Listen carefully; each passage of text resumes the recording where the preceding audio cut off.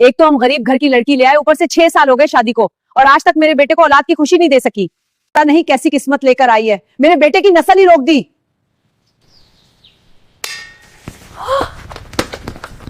ईमान, क्या हुआ?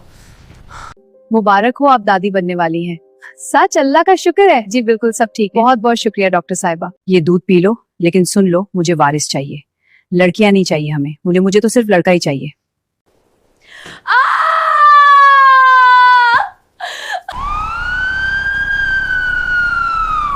मुबारक हो, अल्लाह ने आपको बेटी जैसी खूबसूरत नेमत अता की है। बेटी? जी हाँ, माँ और बच्ची दोनों बिल्कुल ठीक है।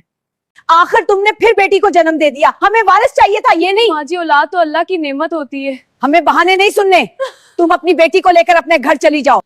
अम्मी ठीक कह रही हैं, उठो यहाँ से। ऐसा ना करे, मेरा बाप बहुत गरीब है, वो ये सदमा बर्दाश्त नहीं कर पाएगा। खुदारा मुझे घर से ना निकाले। देखिए बहन जी, अब मैं अपने बेटे के लिए कोई आम सा रिश्ता नहीं चाहती। मुझे ऐसी बहू चाहिए जो हमारे खानदान को खुशियां दे, इस घर को वारिस दे सके।